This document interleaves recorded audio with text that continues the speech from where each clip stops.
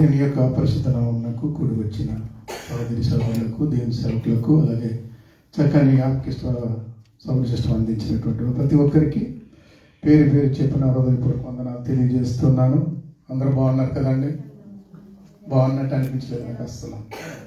ఎందుకంటే ఏదో ఆలోచనలో ఉన్నారు, ఏదో టెన్షన్లో ఉన్నారు. పాస్టర్ గారు ఏమో సిరి నవ్వుతూ అన్న పాట పాడారు. అయినా సరే నవ్వు ఎవరిలో రాలేదు.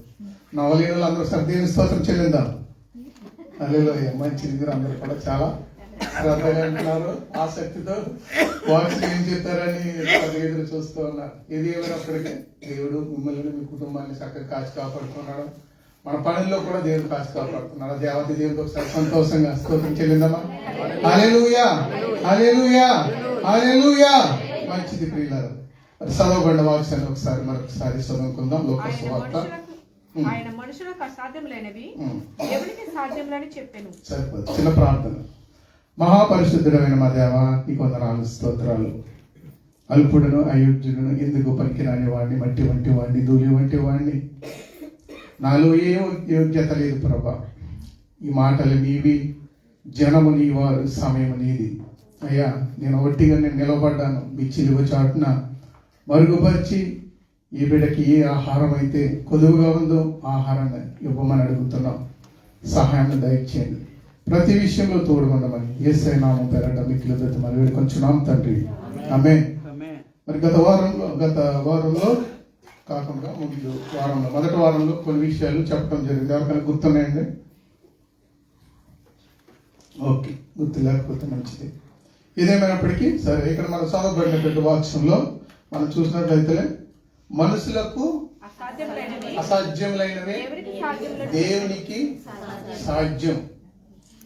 మనిషి ప్రతి ఒక్కరూ కూడా ఏమనుకుంటారంటే, ఈరోజు మొన్న న్యూస్లో చూసాం, చంద్రమండలం మీదకి వెళ్ళిపోయి 9 రోజులు వస్తానన్న మనిషి 9 నెలల తర్వాత తిరిగి వచ్చింది. అది కొంతవరకు సాధ్యం. అంటే మనిషి కొన్ని చేయగలుగుతాడు, కానీ దానికంటే మించినవి దేవుడు చేయగలుగుతాడు. మన దేవుడు అంత గొప్ప దేవుడు మన దేవుడు. హల్లెలూయా, హల్లెలూయా. ఎందుకంటే మనుషులకి అసాధ్యము అయినవి దేవుడే గొప్ప గొప్ప కార్యాలు చేయగల దేవుడు మన దేవుడు. ఎందుకంటే ఆయనకు ఒక్కడికే తెలుసు ఏది చేయాలని. అందు గురించి నేను ఒక మాట చదువుతున్నాను.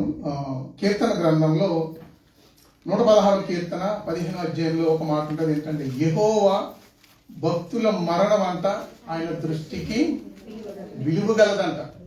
ఏంటండి? మిక్కిలి విలువగలదే. అసలు చనిపోయిన విలువది ఏంటి నాకు తెలియగలుగుతాను. చనిపోయిన వారిది మరణం విలువ అని చెప్తున్నాడు ఇక్కడ. అంటే నేను ఈ మాటలు ఎందుకని చెప్తున్నానంటే, మొన్న ఈ వారంలో మనం చూసాం ప్రవీణ్ పగడాల గారి యొక్క మరణం మన ఆంధ్ర రాష్ట్రాన్ని ఊపించేసింది అన్నమాట. కన్నీరు కార్పించేసింది.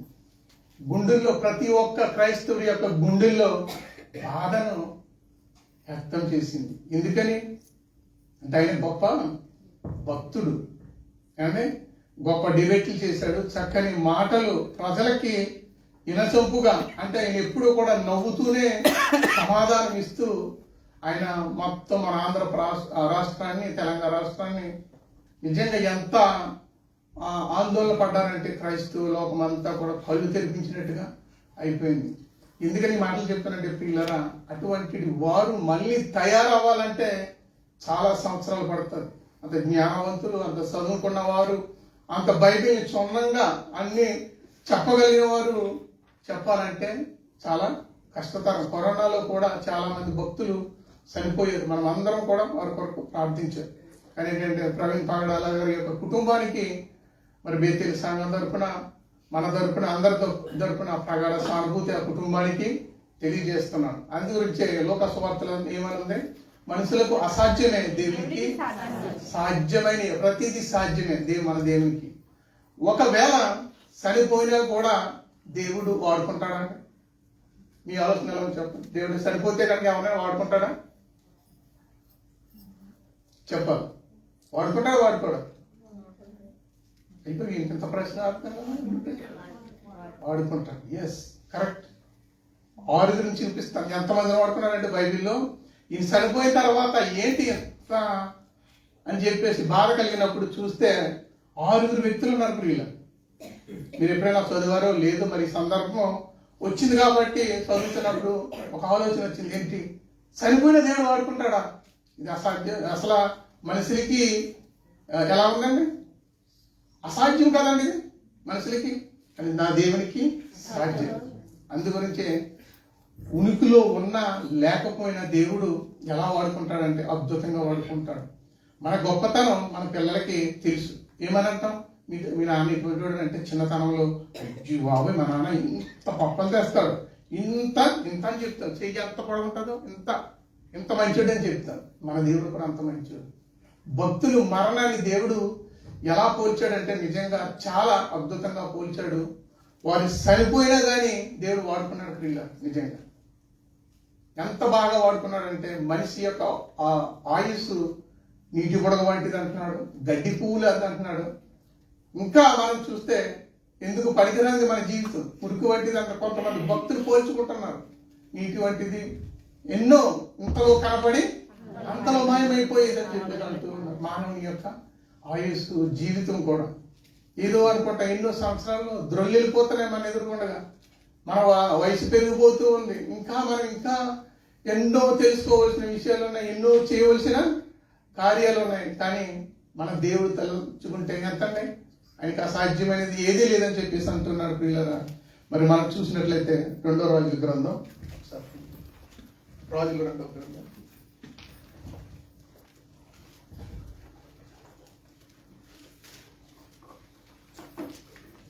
13వ అధ్యాయం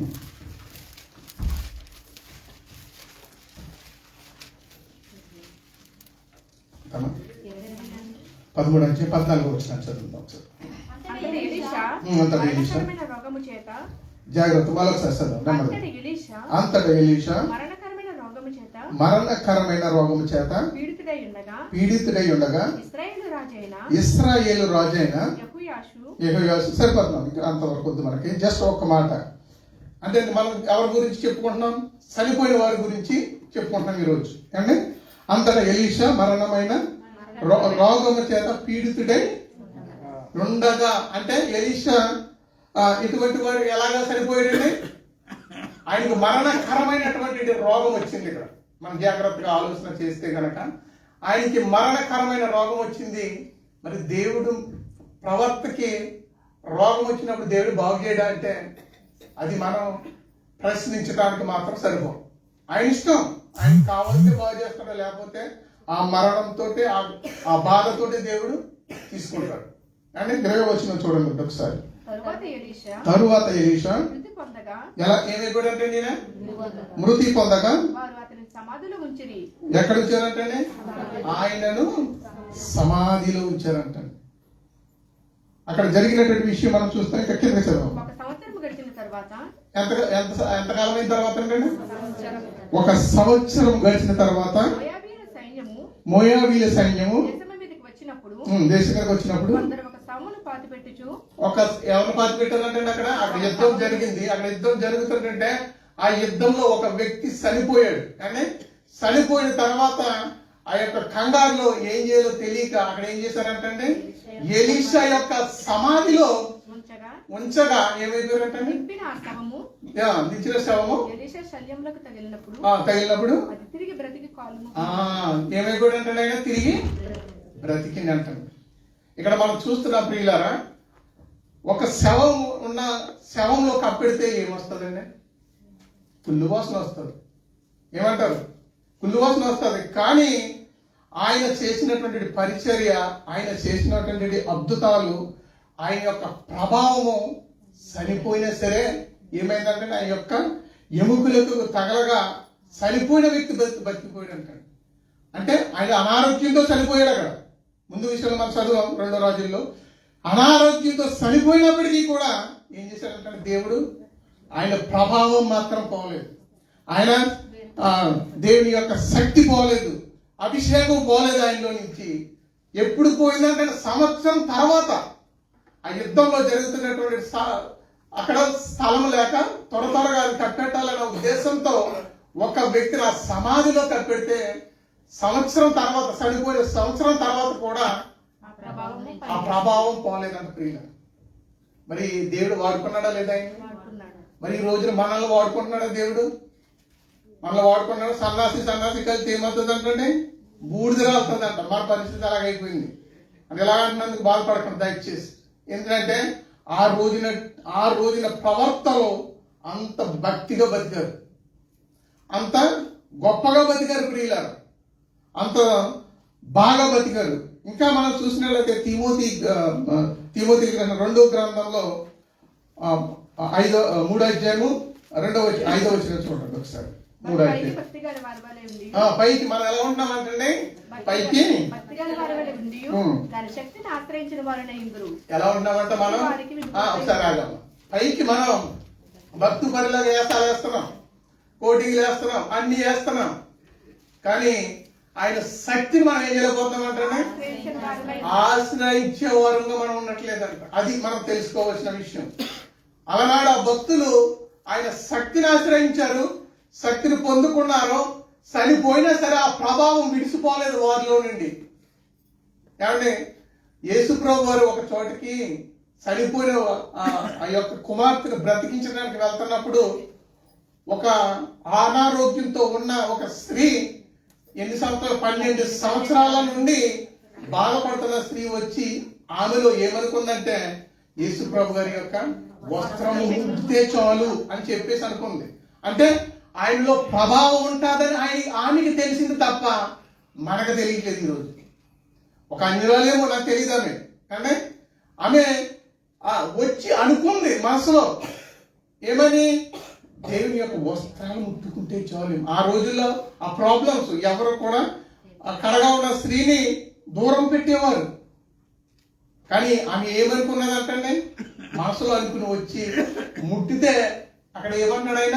యేసుప్రభు లోకాసు వార్తలు ఉంటుంది కదా, లోకాసు వార్త 8:44 ఉంటుంది.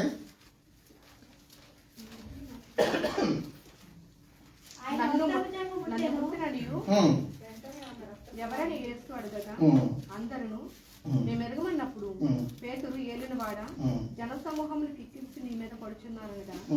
యేసు ఎవడో నన్ను ముట్టెను, ప్రభావం నాలో నుండి ఏమైపోయింది అంటే ఆయన ప్రభావం వెళ్ళిందని అడుగుతున్నాడు ఆయన. అక్కడ శిష్యులు అంటున్నారు యేసు ప్రభు తోటి తిరిగినటువంటి వారే, ఆయనతో ఉన్నటి వారే ఏం మాట్లాడుతున్నావయ్యా, ఇంత జన సమూహం వచ్చింది, ఇక్కడికి వచ్చిన తర్వాత ఎవరో మీద పడతారో కానీ నువ్వు ప్రభావం పోయిందంటున్నావు ఏంటని అడుగుతున్నారు. అక్కడ యేసుప్రభు గారిని ప్రశ్నిస్తున్నారు. అక్కడ చూడండి, ఆయన ప్రభావం పోయిందని నేనంటే ఏమంటావు ప్రభా, అక్కడ జన సమూహం ఉంది, మరి ఎవరో ఒకరు పడతారు ఏంటన్నది నిలదీసినట్టుగా మాట్లాడుతున్నారు ప్రియులారా. ఆయనకి తెలుసు, ప్రతి హృదయాన్ని చూస్తున్నాడు. ఇక్కడ కూర్చున్న నీ హృదయం, నా హృదయం, ప్రతి ఒక్కరి హృదయం చూస్తున్నాడు. ఆయనకి అసాధ్యమైనది ఏదైనా ఉందామా? లేదు. నువ్వు ఏ బాధతో వచ్చావో, ఏ కన్నీటితో వచ్చావో, ఏ దుఃఖంతో, ఏ బాధతో వచ్చావో నా దేవుని ఇక్కడ అంటున్నాడు, నా ప్రభావము. ఇక్కడ ఎలీషా ఏమైపోయాడు అంటే చనిపోయినా కానీ ఆయన ప్రభావము ఆలోచించుకోలేదు. ప్రియుల భక్తి అంటే అసామస్య కాదు, సేవ అంటే అసామస్య కాదు. ఆయన నిజముగా ఎలా బ్రతికాడంటే ఎన్నో అద్భుతాలు చేసినటువంటి ఎలీషా నిజంగా గొప్ప సేవకుడిగా బ్రతికాడు. ఆయన చనిపోయి కూడా ఆయన ఆరోగ్య స్థితిలో చనిపోయాడు. ఆరోగ్యంగా చనిపోలేదు, యాక్సిడెంట్గా చనిపోలేదు, ఏ విధంగా కూడా చనిపోలేదు. కానీ అనారోగ్యంగా చనిపోయిన వ్యక్తి సంవత్సరం తర్వాత కూడా దేవుడు ఆయన వాడుకున్నాడు. పిల్లలు హల్లెలూయా. ఇంకొక వ్యక్తి మనం చూద్దాం. మొదటి వ్యక్తి ఎలీషా, ఆయన ప్రభావం పోలేదంటాడు ప్రియులను. రెండో వ్యక్తిని కూడా మనం చూద్దాం, ఎందుకంటే ఇక్కడ చాలా విషయాలు ఉన్నాయి కాబట్టి సమయం అవుతుంది కనుక నేను త్వరగా వెళ్తాను. మొదటి సమూయేలు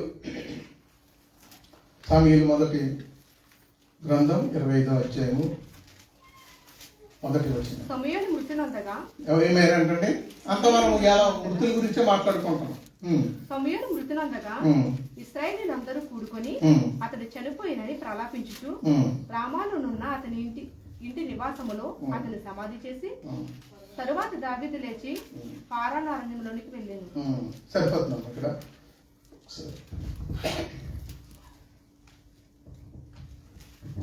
సమూయేలు 25 ఒకటి మొదటి.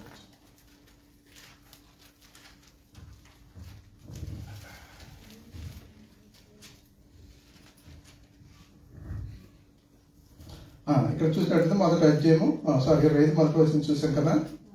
ఓకే, ఇదేమేంటంటే చనిపోయాడు అంటాడు, మృతులంది నేను. సమూయేలు మృతులంది, ఇశ్రాయేలీయులు అందరూ కూడుకొని అతడు చనిపోయినని అతను సమాధి చేసిన తర్వాత దావీదు లేచి పారాను అరణ్యమునకు వెళ్ళాడు. సరిపోతున్నాను. ఇక్కడ సౌలు గారు ఒక రాజు అండి. ఇక్కడ సమూయేలు గారు చనిపోయారు. చనిపోతే ఈ సౌలు గారు ఒక చెప్తారు, ఆయన ఒక రాజు. అయితే ఎక్కడికి వెళ్ళాడంటే ఎదోరులో ఉన్నటువంటి మంత్రగతి దగ్గరికి వెళ్ళాడంట, కర్ణ పిచాచి దగ్గరికి వెళ్ళాడంట. ఎవరి దగ్గరికి వెళ్ళాడంటే కర్ణ పిచాచి దగ్గరికి వెళ్ళి అక్కడ అడుగుతూ ఉన్నాడు. అక్కడ ఏమని? సమూయేలు ఆత్మను రప్పించు. ఆయన అయితే కరెక్ట్ గా చెప్పేస్తాడు ఏ విషయం ఉన్నా అని చెప్పేసి. అదేనే వచ్చిన ఉంది, ఒకసారి చూడండి. దేవతలలో ఒకడు భూమిలో నుండి పైకి వచ్చుట నేను చూస్తున్నానని, అందుకతడు ఏ రూపముగా ఉన్నాడని దానిని అడిగినందుకు అది దుప్పటి కప్పుకొనిన ముసలివాడొకడు పైకి వచ్చి. ఇక్కడ ఒకసారి అడుగుతాం, ఈ రాజు అయిన వాడు సింహంలో వెళ్ళవలసిన వ్యక్తి ఎలాగెళ్తున్నాడంటే ఇక్కడ దుప్పడ కప్పుకుని ఒక దొంగలాగా వెళ్తున్నాడంట. పక్కనున్న వాళ్ళు సలహాలు కూడా ఇలాగే ఇస్తారు కొనుక్కొని. ఇక్కడ ఒక రాజుకి పక్కనున్న వ్యక్తి సలహా ఇవ్వాలి. ఏమని? ఏంటి రాజా, మనం ఆవిడ దగ్గరికి వెళ్ళటం ఏంటి, దేవుడిని అడిగి మనం తెలుసుకుందామన్న మాట అనట్లేదు ఇక్కడ. ఇప్పుడు ఈ రోజున మనం ఎక్కడ మంచి హోటల్స్ ఉన్నాయి, ఎక్కడ మంచి ఫుడ్ దొరుకుతుంది, ఎక్కడైతే బాగా జరుగుతున్నాయనే విషయాలు మనం తెలుసుకుని మనం సడన్ గా వెళ్ళిపోతాం. చిన్న పిల్లలకి ఏదైనా కొంచెం జ్వరం వస్తే చాలు మనం ఎక్కడికి వెళ్ళిపోతామండి. చిన్నప్పుడు మనం చేసిందే మనం అందరం అంటే మౌనంగా కూర్చోవద్దు, అందరు కూడా ఒప్పుకుందాం. ఎక్కడికి వెళ్ళిపోతాం? మంత్రగాల దగ్గరికి వెళ్ళిపోతాం, దేవుడి దగ్గరికి వెళ్ళాం మనం.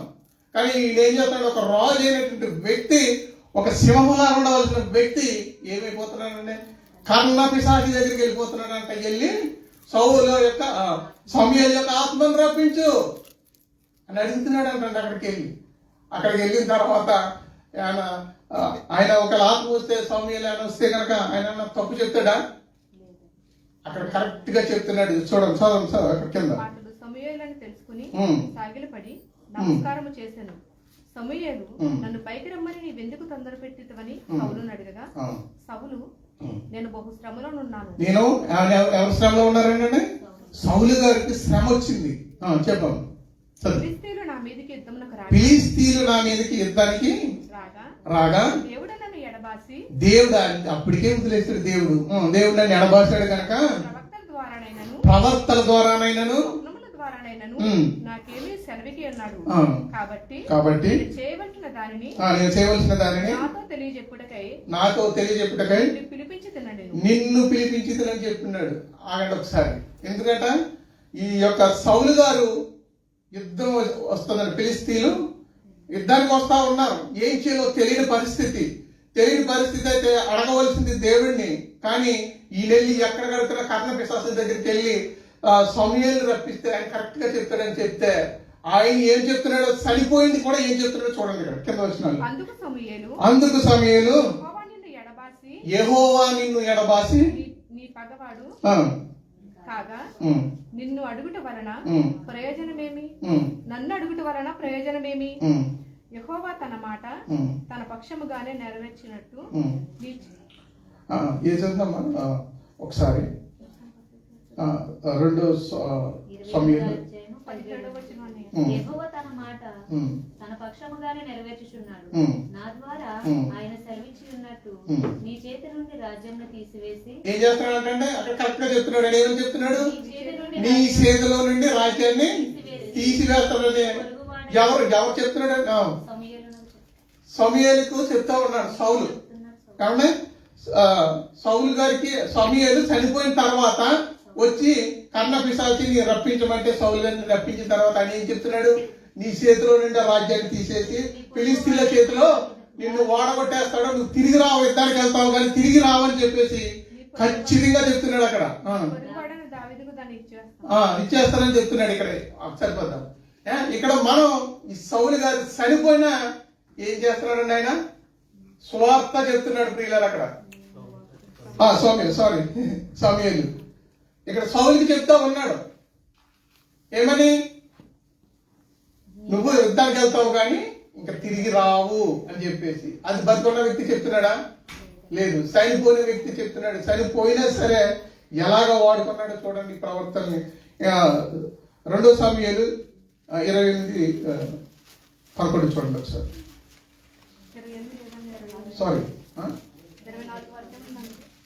2 సమూయేలు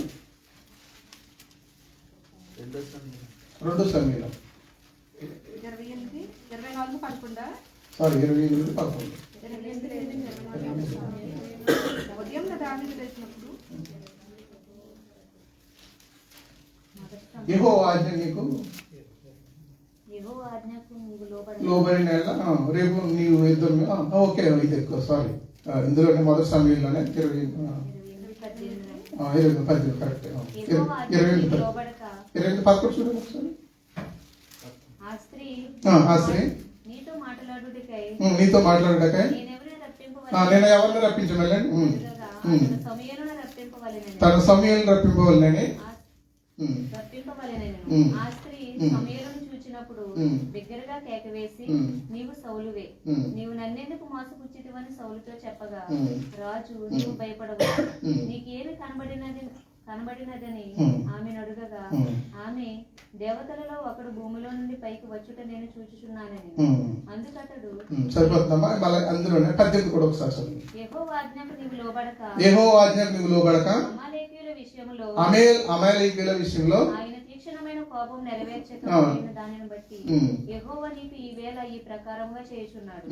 యెహోవా నిన్నును ఇశ్రాయేలీయులను ఫిలిష్తీయుల చేతికి అప్పగించును.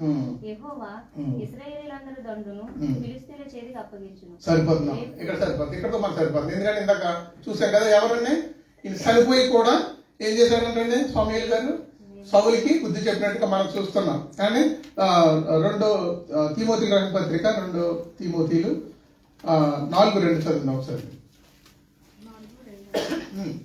వాక్యమును ప్రకటించుడి, సమయమందును అసమయమందును ప్రయాసపడుడి, సంపూర్ణమైన దీర్ఘశాంతితో ఎక్కడ 3 విషయాలు ఎక్కడ కనపడతాయి జాగ్రత్తగా చూడండి. ఒకటి ఖండించు, గద్దించుము, బుద్ధి చెప్పుము. ఇక్కడ సమూయేలు గారు ఏం చెప్పారంటే ఇక్కడ సౌలు గారికి బుద్ధి చెప్పినట్టు చెప్తారు. ఇక్కడ ఖండించాడు, గద్దించాడు, బుద్ధి చెప్పాడు అంటాడు ప్రియులారు. ఎక్కడ పాత నిబంధన గ్రంథం, ఇక్కడ కొత్త నిబంధన గ్రంథం అండి. ఇక్కడ మనం చూస్తున్నాం కదా ఇక్కడ కొత్త నిబంధన గ్రంథం ఇక్కడ తర్వాత ఇక్కడ ఏ విషయాలు చెప్తున్నాడండి? ఒకటి సమయమందును అసమయమందును, అంటే నువ్వు బ్రతుకున్నా బ్రతికి లేకపోయినా ఏ సమయమైనా సరే ప్రయాసపడి గనక మనం చేస్తే ప్రవక్తని ఎలా వాడుకున్నాడు అంటే సమూయేలు గారిని చనిపోయినా సరే ఆయన వాక్ చేత పంపించి ఆయన సువార్త అంటే ఆయన మాట చెప్పాడంట ప్రియులారు. ఇక్కడ మనం చూసినట్లయితే ఖండించాడంట, గద్దించాడంట, బుద్ధి చెప్పాడంట. ఈ రోజున మనం ఖండించినా బుద్ధి చెప్పినా మన మీద ఎలాగా ఆడిపోసుకుంటారు జనాలు? వినరు దేనికి అని. ఇక్కడ మనకు బుద్ధి చెప్పడం కూడా ఇక్కడ ఎలా చెప్పాడు? చనిపోయిన వ్యక్తి చెప్పాడండి ఇక్కడ ఆ వ్యక్తికి, సౌలు గారికి. ఇంకా మనం 3వదిగా కూడా చూద్దాం. ఆదికాండ గ్రంథంలో 4వ అధ్యాయము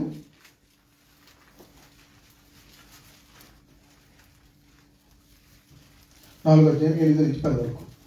కయీను తన తమ్ముడైన హేబెలుతో మాట్లాడాను. వారి పొలంలో ఉన్నప్పుడు కయీను తన తమ్ముడైన హేబెలు మీద పడి అతనిని చంపెను. ఉమ్, యెహోవా ఉమ్, నీ తమ్ముడని హేబెలు ఎక్కడున్నాడని ఉమ్, కయ్యూను అడగగా ఉమ్, అతడు నేను ఎరుగను, ఉమ్, నా తమ్మునికి నేను కావలివాడనా అని. ఉమ్, ఉమ్, అప్పుడు ఆయన ఉమ్. నువ్వు చేసిన పని ఏమిటి? ఉమ్. నీ తమ్ముని రక్తం యొక్క స్వరము ఉమ్, నేల నుండి నాకు మొరపెట్టుచున్నది. ఉమ్, కావున ఉమ్, నీ తమ్ముని రక్తమును ఉమ్, నీ చేతిలో నుండి పుచ్చుకొనుటకు ఉమ్. నోరు తెరిచిన ఈ నేల మీద ఉండకుండా ఉమ్. నీవు సర్పిపోబడిన వాడవు. సరిపోతుంది. ఇక్కడ మనం ఏం చూసామండి? ఇక్కడ ఏం మొరపెడుతుందంటండి? ఇక్కడ చనిపోయిన తర్వాత రక్తం మొరపెడుతుందా? పగడాల ప్రవీణ్ గారి రక్తం మొరపెడుతుంటారా? కర్రల మీద ఎంతో రక్తం ఉంది, మోటార్ సైకిల్ మీద ఎంతో రక్తం ఉంది. మరి మొరపెడుతుందా లేదండి? మరి దీని వర్షం బట్టి మనం చూసుకుంటే ఆ? రక్తం కూడా మొరపెడుతున్నాడు ప్రియులారా ఈరోజు. చూడండి దేవుడు ఎలాగా ప్రతి ఒక్కొక్కరిని ఒక్కొక్క రీతిగా అంటే ఎలా వాడుకుంటున్నాడు అంటే మళ్ళీ ఇంకా టైం అయిపోతుంది, ఇంకా వెళ్దాం. మూడవదిగా మనం చూసాము. నాలుగవదిగా ద్వితీయోపదేశకాండం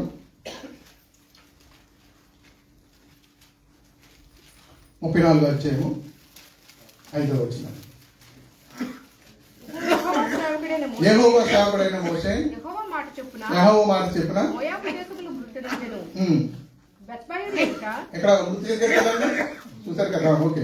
బెత్బయలు ఎదుట మోయాబు దేశములోనున్న లోయలో అతడు పాతి పెట్టబడెను. అతడు సమాధి ఎక్కడున్నదో నేటి వరకు ఎవరికి తెలియదు. మోషే చనిపోయినప్పుడు 120 సంవత్సరములు గల ఈడు గలవాడు. అతని దృష్టి మాంద్యము లేదు, అతని సత్తువ తగ్గలేదు. అది కాదు, సరిపోతుంది. తర్వాత లోకాసు వార్త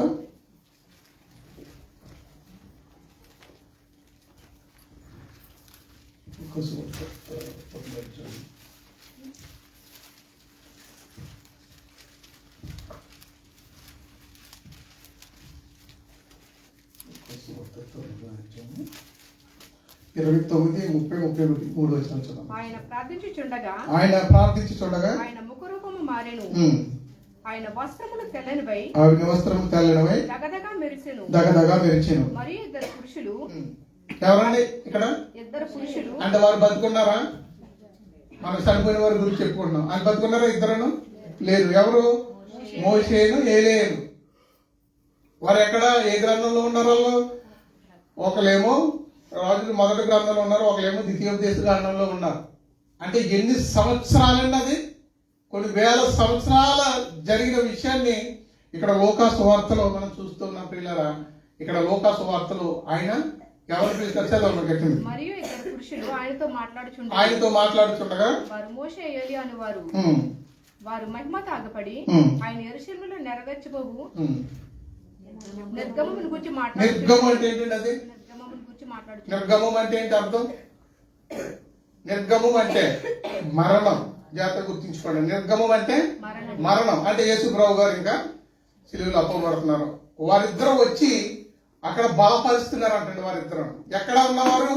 ఎప్పుడో పాత నిబంధనలు గ్రంథంలో చనిపోయినటువంటి వ్యక్తులు యేసు ప్రభు వారు చనిపోతారని తెలుసుకుని ఆయన వచ్చి జెరూసలేం ఏమి చేయాలని చెప్పేసి ఇద్దరు వచ్చి చెప్తున్నారంట. మీరు చూడండి, అంతా కూడా ఎవరిని వాడుకుంటున్నాను? చనిపోయిన వారినే. ఎన్ని సంవత్సరాలు, వేల సంవత్సరాల క్రితం కూడా చనిపోయిన వ్యక్తుల్ని పిలుచుకుని అక్కడ చెప్తున్నారు యేసు ప్రభు గారికి ఏం చేయాలి, జెరూసలేంలో ఎలా చేయాలి అని చెప్పేసి ఇక్కడ తెలియపరుస్తున్నారు. ఇంకా కింద చదవండి. పేతురును అతనితో కూడా ఉన్నవారును నిద్రమత్తుగా ఉండిరి.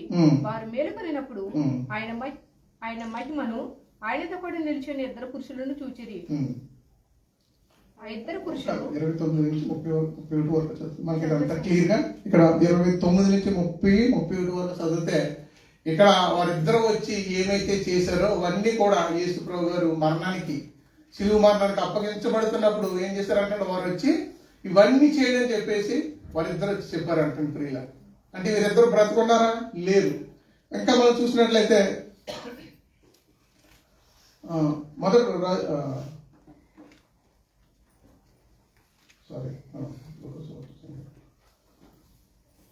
వీరిద్దరు కూడా చనిపోయిన వారు వచ్చి యేసుప్రభు గారి యొక్క గురించి చెప్తూ ఉన్నారు. ఇది ఎన్నోదండి? ఎన్నైనా ఇప్పుడుది 4 అయినాయి.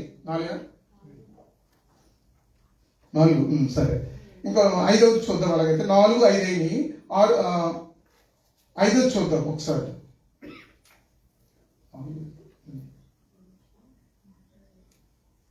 కొంచెం రాయటం కనిపించింది. ఓకే, రక్తం గురించి చెప్తాను. సరే, ఇంకా ఆఖరిగా మనం ఒక్కడ చూసి ముగించుకుందాం. మార్కు సువార్త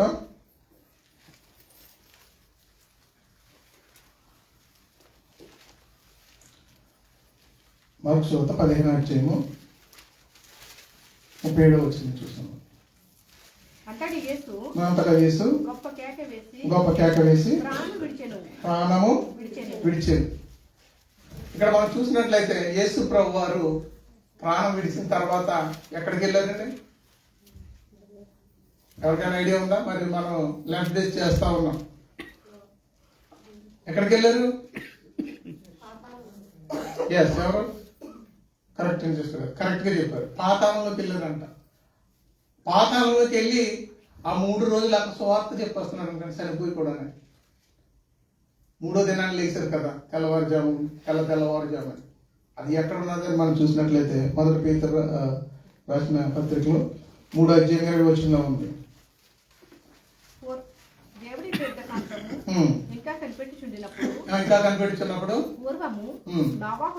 ఎక్కడంటే ఎప్పుడు అంటే పూర్వం నోవాహు దినములలో వాడు సిద్ధపరచడం. హేళన చేశారే కొంతమంది, హేళన చేశారు కదా, నువ్వు వాడ కట్టేస్తున్నప్పుడు వర్షాలు లేవు, ఏమీ లేవు అని చెప్పేసి వాడు సిద్ధపరుస్తున్నప్పుడు నోవా కాలంలో ఎవ్వరూ కూడా వినలేదంటండి. మూర్ఖతరంలాగా తయారైపోయారంట వారందరూ. అక్కడికి వెళ్ళి ఆ శరసాల్లో ఉన్నటువంటి వారికి, బందీలుగా ఉన్న వారికి యేసు ప్రభువు సువార్త చెప్పారంట. ఆయన ఏం చేశారు? చనిపోయి బ్రతుకుండగానే వినట్లేదు. మనం బ్రతుకుండగానే ఆయన చెబితే ఒక బందిపోటీ అయిన బరబ్బాని విడుదల చేశారు తప్ప యేసు ప్రభు గారిని న్యాయం చేశారా? లోకమంతే, మంచి ఎవ్వరూ ఇష్టపడరు. చెడు చెప్పండి చక్కగా వింటాం. 2 చెవులు పెట్టుకుని, మనసు దగ్గర పెట్టుకుని, ఒళ్ళు దగ్గర పెట్టుకుని, అన్ని దగ్గర పెట్టుకుని వింటాం. మంచి చెప్తే నచ్చదు. యేసు ప్రభు వారు వచ్చి ఎవరి కోసం వచ్చాడంటే నశించిన దానిని వెతికి రక్షించడానికి ఆయన వచ్చాడు. ఆయన వచ్చి మనుషులు రక్షిస్తాడంటే అది వీళ్ళకి ఇడ్డోరం అయిపోయింది. ఏం చేస్తున్నాడు అంటే ఒక బరబ్బాని విడుదల, బందిపోటు దొంగ కావాలన్నారు. చూడండి ఇక్కడ విషయం. ఇంకా అందులో చదవం ఒకసారి. అవిధేయులైన వారి యొద్దకు చెరలో ఉన్న ఆత్మల యొద్దకు ఆయన ఆత్మరూపుగాని వెళ్ళి వారికి ప్రకటించెను. ఆ ఓడలో కొందరు అనగా 8 మంది నీటి ద్వారా రక్షణ పొందిరి. ఎంతమంది పొందారంటే చనిపోయిన తర్వాత కూడా యేసుప్రభు గారు ఖాళీగా లేరండి. ఆయన సువార్త పని, దేవుని పని చెయ్యాలి. నేను వచ్చిన పని సంపూర్తి చేయాలని మనల్ని కూడా వాడుకుంటున్నాడు దేవుడు. మనం వాడబడట్లేదు. ఎదటోళ్ళు వాడబడతానంటే బాధ. ఈ రోజుని తట్టుకోలేని పరిస్థితి అయిపోతుంది. అంటే నేను యేసుప్రభు అంత గొప్పవాడు కాదని చెప్తున్నాను. ఎంతో మంది శాస్త్ర సేవకు ఆటంకం. దేవుడు ఇచ్చిన పనిని పూర్తి చేయలేకపోతాం. రక్షించబడ్డ నువ్వు నేను కూడా దేవుని పని కొరకు బల్లలో ఎవరైతే చేయి ఉంచుతారో వారందరూ కూడా దేవుని యొక్క పరిచర్య చేయవలసిందే. దేవుని మాటలు చెప్పవలసిందే. దేవుని కొరకు రాజ్య సువార్త కొరకు చెప్పవలసిందే. బల్లలో పాల్గొని నువ్వు వెళ్ళిపోయి ఇంటికి వెళ్ళి ముసలమ్మ ముచ్చట్లు పెట్టుకోవడం కాదు. క్లియర్ గా చెప్పాలి. అక్కడ నీకు చెబుతున్నది, నీకు ఇచ్చిన రక్షణ అది, నీకు ఇచ్చిన బాధ్యత అది, నీకు ఇచ్చిన ప్రతిదీ కూడా నీకు ఇచ్చాడు. ఉచితంగా ఇచ్చాడు దేవుడు. ఉచితంగా చేయడానికి మనకు బాధ అయిపోతుంది ఈ రోజుని. దేవుని పని చేయడానికి పని లేనప్పుడు అది ప్రభావ పని లేదు ప్రార్థన చేయడానికి పాస్టర్ గారిని, పని దొరికిన తర్వాత సెలవులేని పని చూసుకుంటున్నారు. అంటే మీరు కదమ్మా, మీరు మంచోళ్ళు, ఇవాళ దేవుని మందిరానికి వచ్చారు. కానీ ఎవరైతే ఆయన బలలో చేయి ఉంచుతున్నారో వారందరూ కూడా మీ మీద భారం ఉంది ప్రియులారా. ప్రతి ఒక్కరి మీద భారం ఉంది. ఒక సేవకుడి మీదే కాదు భారం. ఎవరైతే రక్షించబడ్డారో, ఎవరైతే బలలో చేయి ఉంచుతున్నారో వారందరి మీద భారం ఉంది. యేసుప్రభు గారు చనిపోయి చెరసాలలో వాళ్ళ బందీగా ఉంటే జనమండగా రక్షించాడు అంటాడు. ఆత్మరూపుగా వెళ్ళి మరలా శరీరూపుగా కాదు. శరీరూపుగా ఆయన అలా మనిషిగానే గుర్తించలేదు కదా వాళ్ళు. శరీరూపుగా ఉంటేనే. ఎందుకు చనిపోయిన తర్వాత మేము బంగ్లా స్టడీలో చదువుతున్నాం. 21వ అధ్యాయం సువార్తలో ఉంటుంది కదా. ఆయన అంటే చేపలు పట్టుకుని చనిపోరు, ఇంకా యేసుప్రభు గారు లేరు అని చెప్పేసి వీళ్ళు ఏటకెళ్ళిపోయారంట. ఏటకెళ్ళిపోయిన తర్వాత 21వ వచనం సువార్తలో ఇప్పుడు ఇంటికి వెళ్తారు చదువుకోండి. ఆయన అంటే అక్కడికి వెళ్ళి పిల్లలని పిలుస్తున్నా కూడా యేసుప్రభు గారిని గుర్తుపట్టట్లేదు వారు. అంటే వాళ్ళకి ఎలాగైపోయారంటే ఇంకా యేసుప్రభు గారు లేరు, చనిపోయారు, మా బ్రతుకులు ఇంతే, ఇంక మళ్ళా చేపలు పట్టుకోవాలి, వెళ్ళిపోయి మా బ్రతుకులు ఇంతే అనుకున్నారు. గుర్తుపట్టట్లేదు పిల్లలారా అని చెప్పేసి.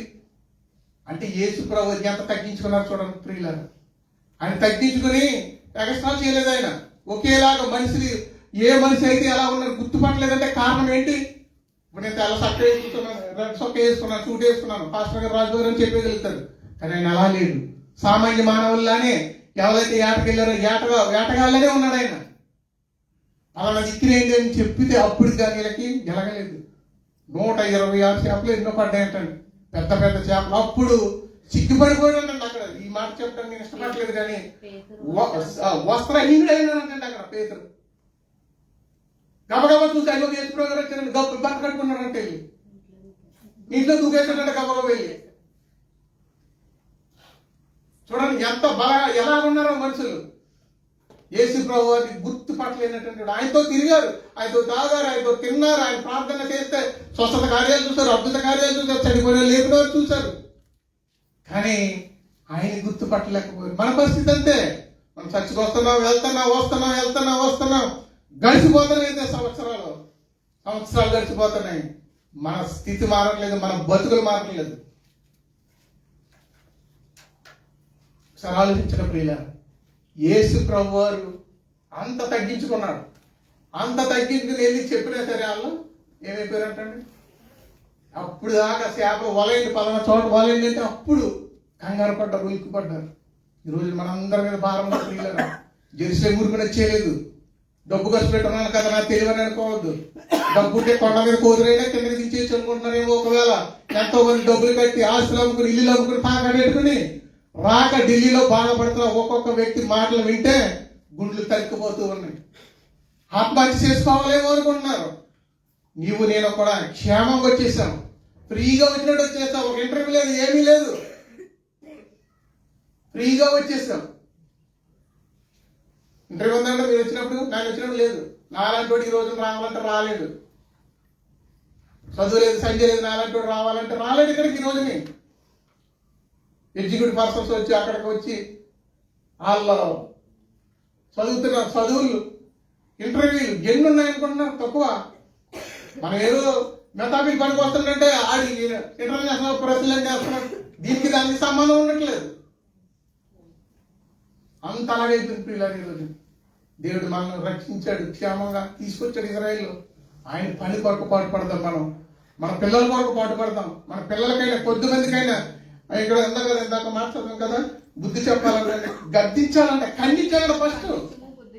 చిన్న బాలుడై ఉన్నప్పుడు వాడిని ఖండించలేదనుకో, నువ్వు అదే చెట్టు అయిన తర్వాత అని వంచలే. మొక్క అయిందే వంగందే మోన అయింది అంటున్నాడు.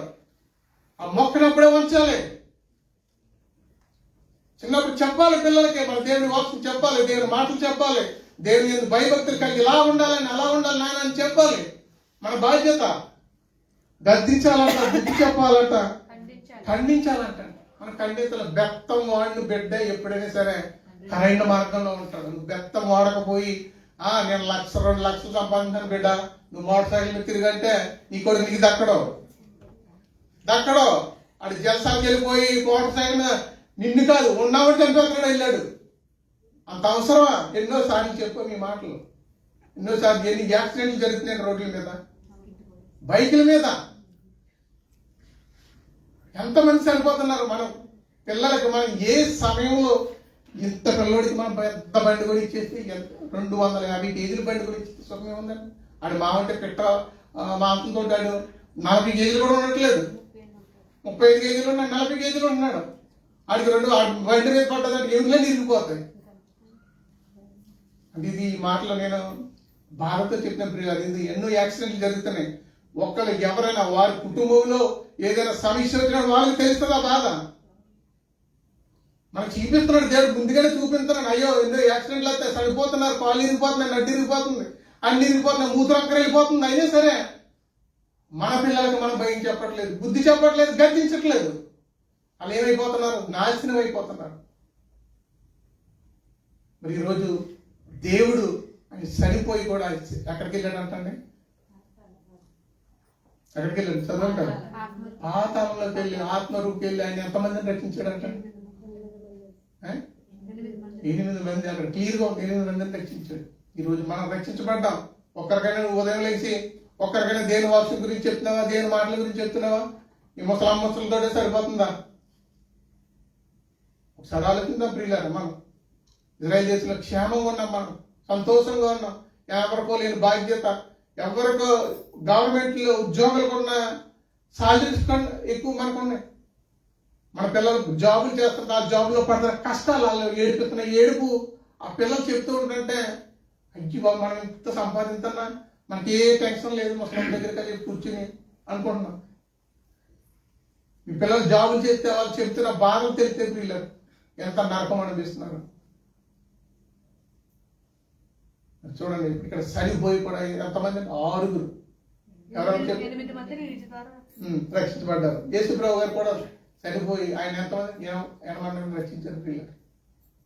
మరి చూడండి ఇక్కడ ఉన్న బ్రతుకున్న వారు మనం చేయలేని పని చనిపోయిన వాళ్ళు చేస్తున్నారు. ఇక్కడ బతుకుందన్న, చెయ్యి బాగుంది, కాలు బాగుంది, అన్ని బాగున్నాయి, స్వరం బాగుంది, అన్ని బాగున్నాయి, అన్ని బాగున్నాయి. ఎక్కడ కాదు అక్కడ వెళ్ళిపోతున్నాం, ఏది కాదు తింటున్నాం, వెళ్తున్నాం, మన ఇష్టం, అన్ని బాగున్నాయి. మరి అన్ని బాగున్నప్పుడు మనం చేయటం మంచిది కదంటారు. దేవుని పని చేద్దాం ప్రియులారా, దేవుని కొరకు కష్టపడతాం, దేవుని రాజ్యం కొరకు మనం కష్టపడతాం. ఎలా పగడాల ప్రవీణ్ గారి గురించి ఎందుకు బాధపడుతుంది జనం అంతా? ఒక మంచి వ్యక్తిని కోల్పోయామే అని చెప్పేసే కదా మన బాధ. టీవీల్లోని ఎక్కడ పడితే అక్కడ మొత్తం ఇబ్బందులతో, ఎంతో వేదనతో, దుఃఖంతో ఉన్నారు ప్రియులారా. అయిపోయిందన్న. మరి ఈరోజు నేను కూడా చనిపోయిన 6 వ్యక్తులు చూసాం. ఈరోజు ఎంతమందినండి? 5.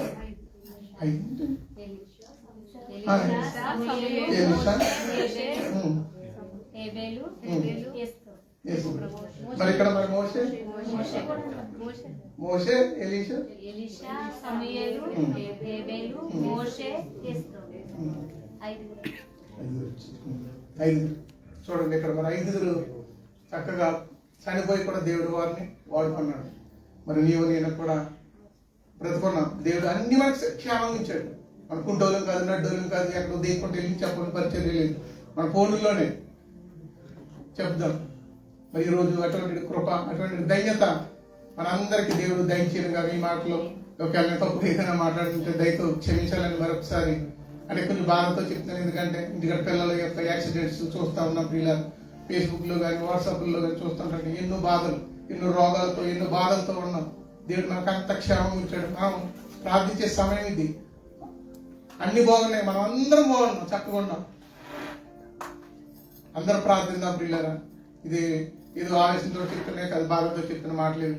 అందరం దేవుని పని చేద్దాం, కలిసి చేద్దాం. ఆయన రాజ్యంలో మనం అందరం కూడా ఆయన వెళ్ళాడు మనందరి కోసం. ఒక్కొక్కరికి ఒక కిరీటం, ఎవరైతే ఎంత పని చేస్తారో అన్ని కిరీటాలు ఇస్తాడు. మనందరికి ఒక స్థలం సిద్ధపరచడానికి వెళ్ళాడు. ఇజ్రాయెల్ దేశంలో ఆయన చేసిన పరిచయం అంతా మనం చూసాం ఇక్కడ. ఇప్పుడు కూడా మనం ఇంకా ఆయన కొరకు మనం ప్రయాసపడకపోతే ఈరోజు నేను కూడా వ్యర్థం. మనిషి బతికుండా వ్యర్థమే. చూడండి, చనిపోయిన వారిని ఇంతమందిని వాడుకున్నాడు దేవుడు. మరి ఈరోజు నీవు నన్ను కూడా వాడుకోవాలని అటువంటి కృప మీ అందరికీ దేవుడు దయచేయను గాక. ఇంకొద్ది మాటలు దేవుడు దీవించిన గాక. Thank you so much. ఇంతవరకు చక్కగా ఓపిక దేవుడు దీవించిన గాక.